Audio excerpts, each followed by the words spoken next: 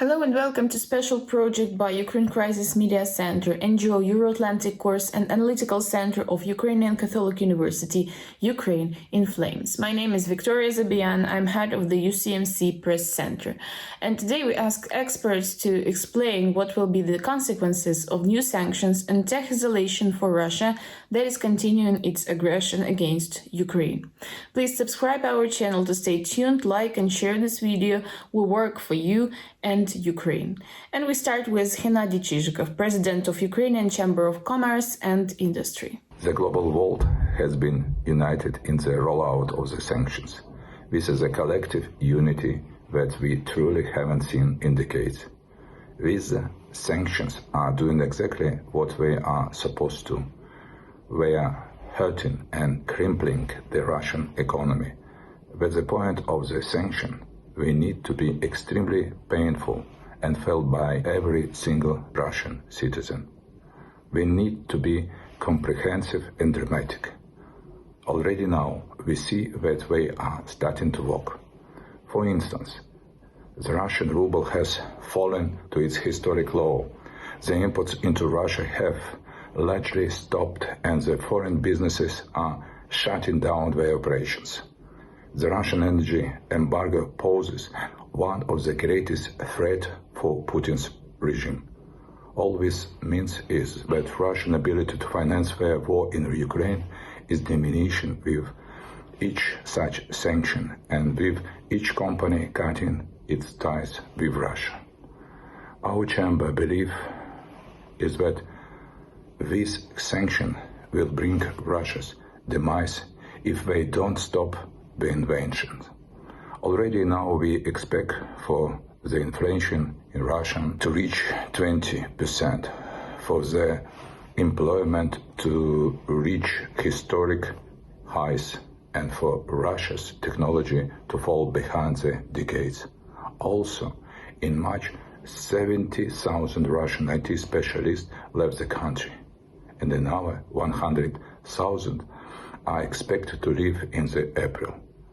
And this is an irreplaceable brain drain for Russia. While the sanctions have an impact on the economy, they haven't yet influenced the Kremlin.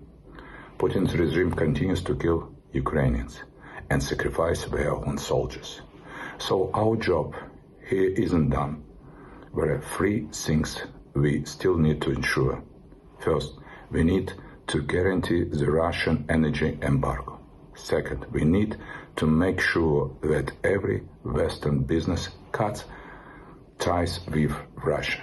Third, we need to ensure that every nation state stops any trade activity with Russia and its criminal regime.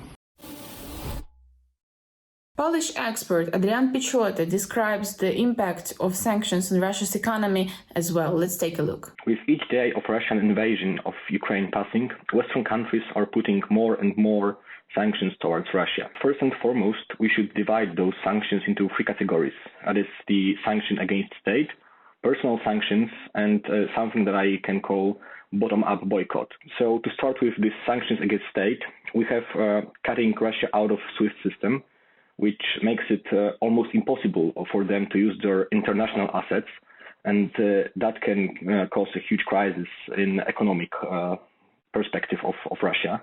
But we also have $630 billion of Russian foreign exchange reserves frozen, and that means basically the huge uncertainty in Russian economics, which makes it impossible for Russians to trust their state.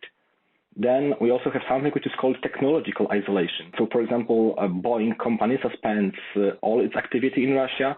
That means no support, no spare parts for the planes. So basically, if anything gets broken, then the equipment is basically useless because they have no way of repairing it. We also have seen many countries closing their airspace for Russians, which basically means no traveling, nor for tourist purposes, nor for business purposes, and that especially for oligarchs, for people who makes lots of businesses outside of Russia, is something that they will painfully feel. And there is also something that hits lots of, or I would say most, if not everyone in Russia. That is, the many brands are backing off from Russia, and that causes problems with accessibility of many products. So it basically affects ordinary people, and that may lead to the riots, to people coming to the streets in opposed to the ruling party. We also have something which I call personal sanctions that are aimed at oligarchs who have strong connections with Putin regime. That is basically, for example, seizures of their property in Western countries. As we can see, it quite works because, for example, Roman Abramovich, which is one of the closest oligarchs of Putin, he appeared on a peace talks, which shows that those sanctions really affected oligarchs, putting them in a risk of losing lots of money. Putin is very much dependent on oligarchs, so their rage might lead even to over from the current regime. So that is something that Putin really needs to take care of. And the last part is what I called bottom-up boycott. It's in a situation when international brands that stay in Russia are boycotted in European countries.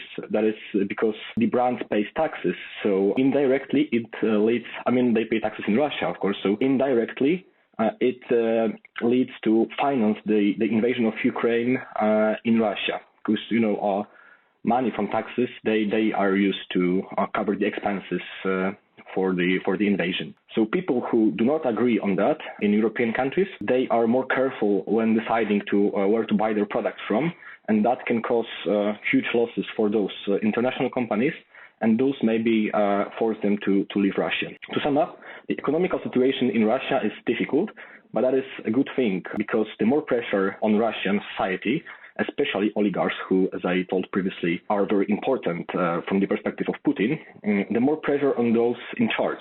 And the more pressure on those in charge, the sooner it is to finish this unjust war, and hopefully the sooner it is to hold accountable those who are responsible for all those war crimes that are happening right now in Ukraine. Slava Ukraini! We also got a comment from the representative of the Ministry of Digital Transformation of Ukraine.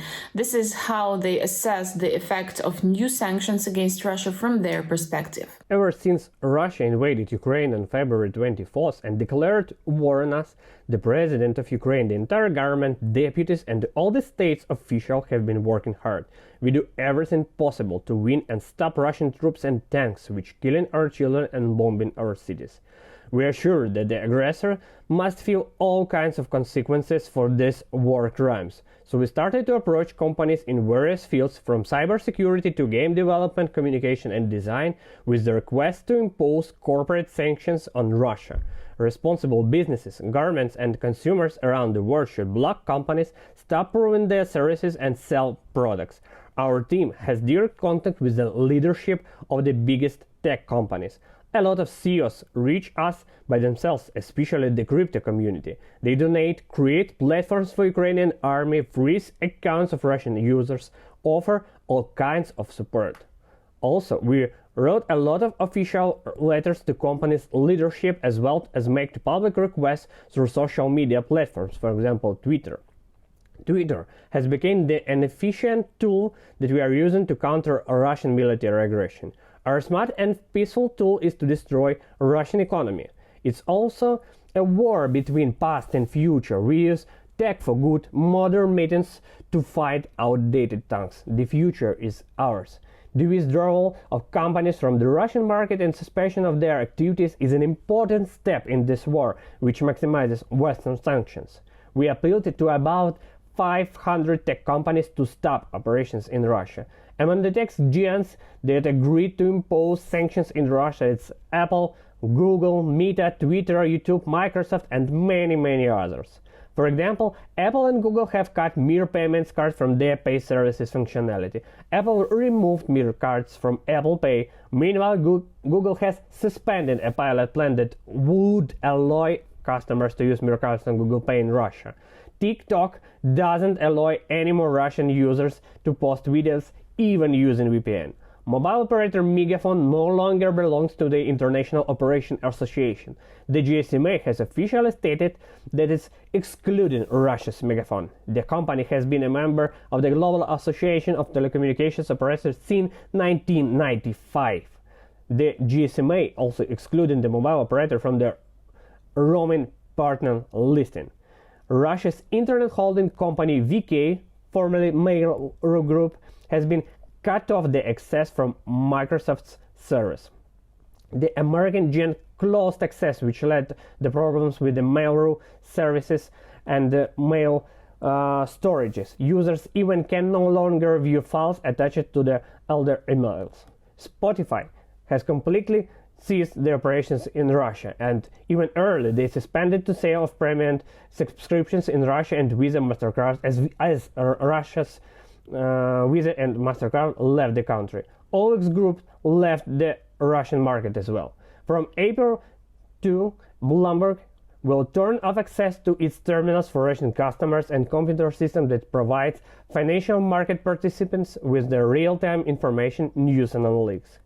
Deposit Photos has stopped working in Russia and Belarus. The International Photo Bank, which is an intermediary between the editors of images and their buyers, has stopped all activities in these countries. Deposit Photos and Winsta Creates suspends all sales and services to customers and partners in Russia and Belarus. VTV Online, Promsvязь Bank, Novicom Bank, financial company Открытие became unavailable for download on the Play Market. However, its application was that applications were downloaded before they will work for some time.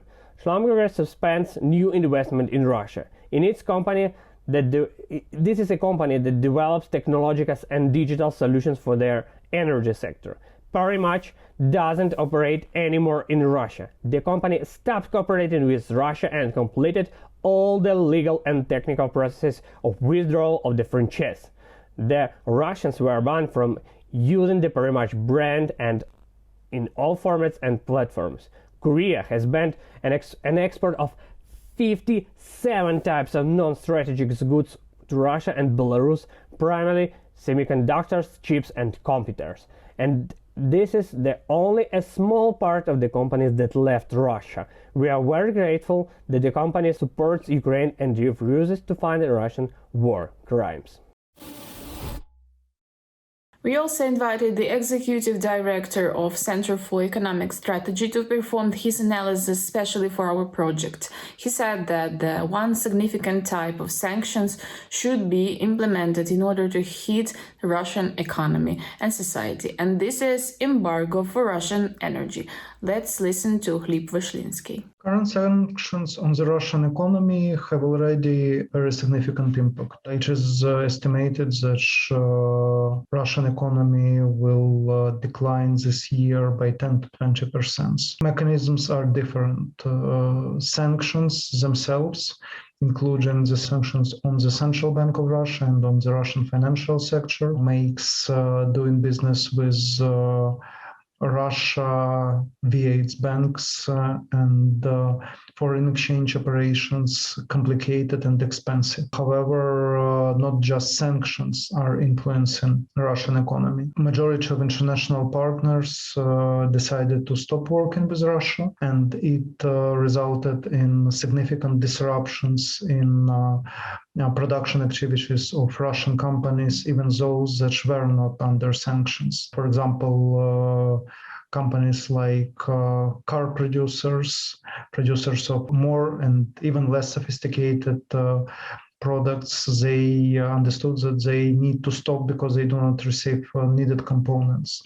And certainly for those industries that are technologically advanced, and especially those that could be suppliers for the Russian military, their activities are interrupted for another deeper and specific reason of being instrumental in aggression against Ukraine. However, we see that sanctions are not enough to have a fast impact on the Russian ability to finance war. We see that there is one very important sanction that will undermine this ability, and it should be an oil embargo on Russia.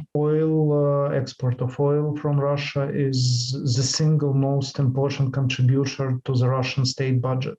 And without having budget revenues, Russian state will not be able to fund its military, to fund its aggression against Ukraine, or it will resort to printing money and having deep inflation and, in any case, dissatisfied military and dissatisfied security apparatus and dissatisfied regular Russians on the streets. That's why oil embargo is so important to stop Russia.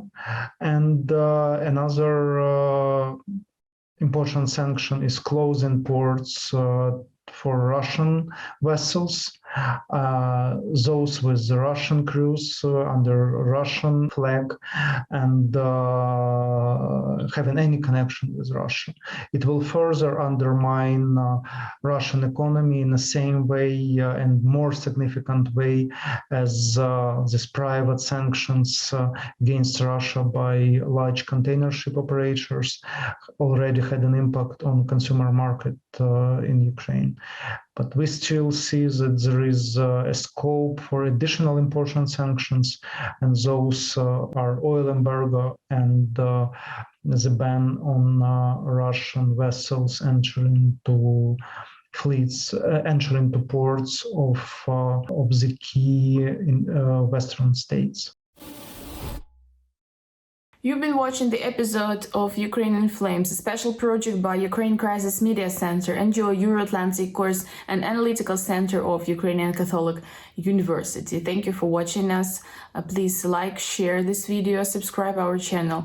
In description to this video, you can find the information about how personally you can help Ukraine against Russian aggression.